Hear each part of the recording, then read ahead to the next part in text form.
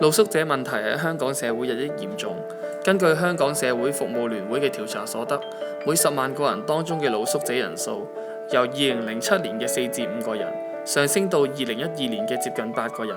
露宿者人數更加呈上升嘅趨勢，即係現時每10萬個人當中就可能有8個或者以上嘅人係露宿者。以下係一般香港市民對露宿者嘅睇法。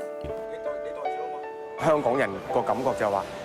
露宿者一啲唔好嘅人啦，污糟邋遢啦，壞人啦，吸毒啦、賭錢啦，咁即係種種好多唔同嘅標籤都喺佢哋身上會出現咯。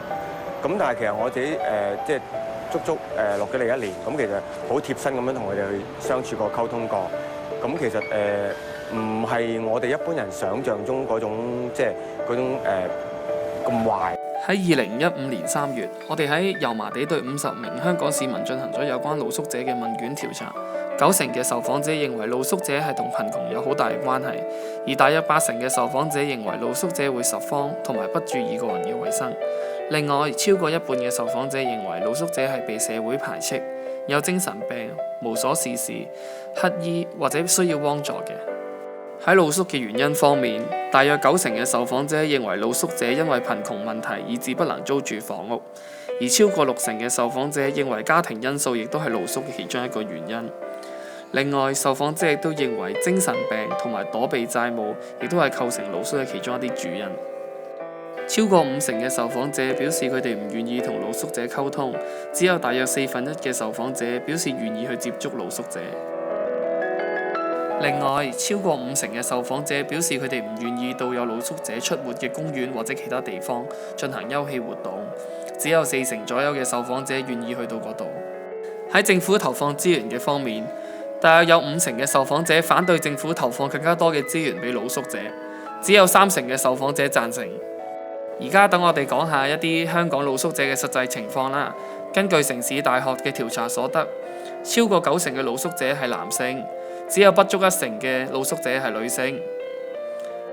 喺露宿者嘅年齡方面，大約2/3嘅露宿者年齡係大過50歲嘅。更重要嘅係露宿者年齡趨向年輕化，有3%嘅露宿者年齡係大約21至到30歲嘅。喺露宿嘅時間方面，大約1/4嘅受訪露宿者已經露宿咗1至3年，有1/5嘅受訪露宿者更加露宿咗10年以上，而露宿者嘅平均露宿時間係3.9年。城市大學嘅報告指出，超過50%嘅受訪露宿者表示佢哋喺過去嘅6個月中曾經有工作，大約80%嘅露宿者嘅工作都係一啲兼職嘅工作，而喺收入方面，超過60%嘅露宿者嘅收入都係少過7000蚊嘅，有啲甚至少過1000蚊，以致未能負擔租金。我係美芬，我係一名露宿者，我都露宿咗2年幾㗎啦。一開始露宿係因為失業，公司裁員之後揾咗好耐工都揾唔到，積蓄又用晒，連屋都租唔起啊！冇辦法啦，連食都成問題，唯有馬死落地行，咪開始露宿咯。啲人成日話露宿者無所事事，其實我都有揾工㗎，但係好多公司見我冇地址就唔肯請我，所以咪做住散工先咯。過得一日就得一日㗎啦。租屋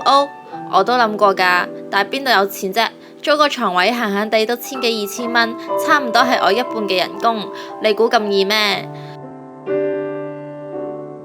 好多人都話我哋唔衛生，但其實我哋同一般人一樣，每日都會洗面、刷牙、沖涼，通常就會去運動場附近嘅廁所或者更衣室，再唔係就拎住個洗面兜去公共廁所度拎水、抹下身、洗下衫。不過有時想沖個涼都好困難㗎，因為啲清潔員工見到我哋就會趕我哋走，可能驚我哋整污糟啲地方啩。我哋食嘢方面主要就靠義工派飯，再唔係就等一啲鋪頭臨閂門前買啲特價品。但係唔係每個人都好似我咁好彩有一份散工，有啲露宿者朋友就靠生果金綜援過日子，一日可能淨係靠義工派嘅一餐飯，日頭就靠執其他人唔愛嘅麵包充飢，口渴我哋就會去飲水機度飲水。我都住過好多地方㗎，深水埗嘅公園有住過，油麻地嘅天橋底有住過，隧道有瞓過。天氣熱嘅時候就喺啲公園或者閂咗門嘅鋪頭閘門口瞓覺，但係天氣一凍嘅時候，最好就瞓喺天橋底或者隧道呢啲有瓦遮頭嘅地方。但係呢幾年露宿越嚟越難啦，因為公園嘅長凳中間都加咗個扶手，令到我哋唔可以瞓喺嗰度。好多天橋底亦都上咗鐵欄，種咗植物，或者有啲三角地磚喺度，就係為咗防止俾我哋佔用。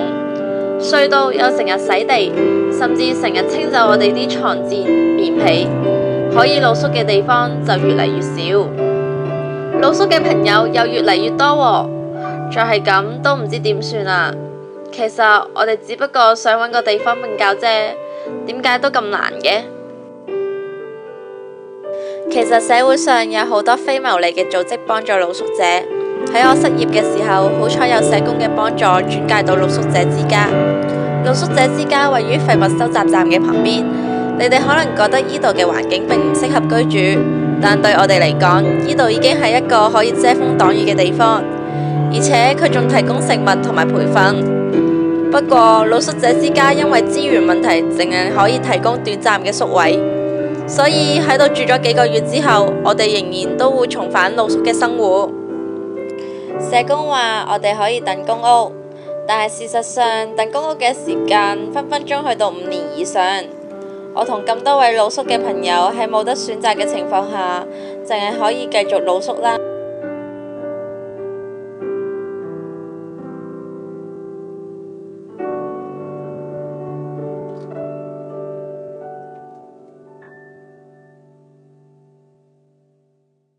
根據區議會嘅資料顯示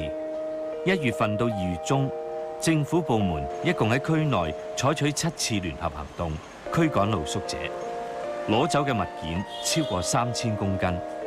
露宿者喺近年間成為一個嚴重嘅全球性問題。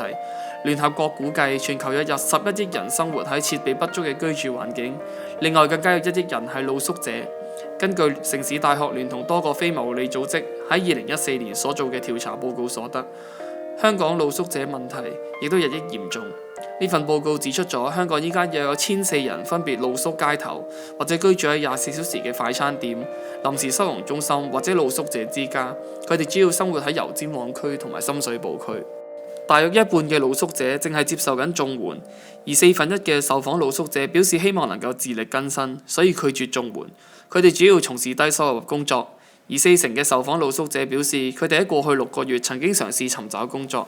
但係大部分嘅露宿者因為冇住址或者年紀太大，以致未能成功就業。佢哋露宿嘅主要原因係失業或者無法負擔昂貴嘅租金，或者因為同家人嘅關係出現問題。而普遍人認為嘅吸毒、酗酒、殘障或者精神疾病等原因卻不足1成。